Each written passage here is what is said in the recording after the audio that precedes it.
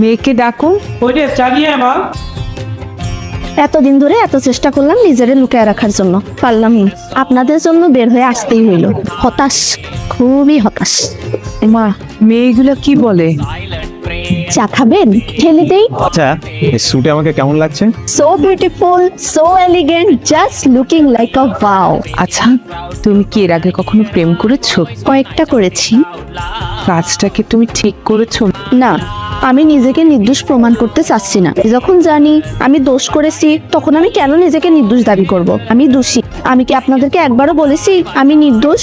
তখন আমার আবেগে কাজ করেছিল, বিবেকে কাজ করে নাই। বিবেকটা কাজ করলে পৃথিবীর সর্বশ্রেষ্ঠ আদালত হচ্ছে মানুষের বিবেক। তখন যদি আমার বিবেকটাই কাজ করতো, তাহলে আমি এত বড় ফাঁসের মধ্যে জড়িয়ে যেতাম না। তুমি লেখাপড়া কি করেছো? ঠিক, প্রাইভেট ইউনিভার্সিটিতে। ভাগ্যিস আমার বাবা মার অঢেল টাকা ছিল না, তাহলে আমাকেও অনেক টাকা দিয়ে প্রাইভেট ইউনিভার্সিটিতে পাঠাতো অশ্লীলতা শিখাতে। আচ্ছা মা, তুমি তো আমার ছেলেকে আগেও দেখেছো, প্রথম দেখায় কেমন লেগেছে? আমি ওনাকে প্রথমবার যখন দেখেছি, আমি তো তখন পুরো কেঁদে দিয়েছিলাম। আচ্ছা, মুরব্বীদের সাথে কি মানুষ এইভাবে কথা বলে?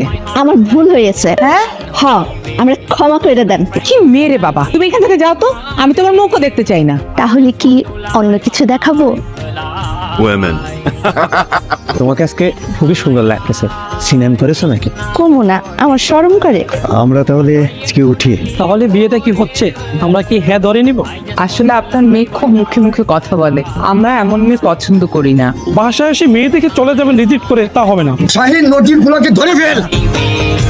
Like Frankie said, I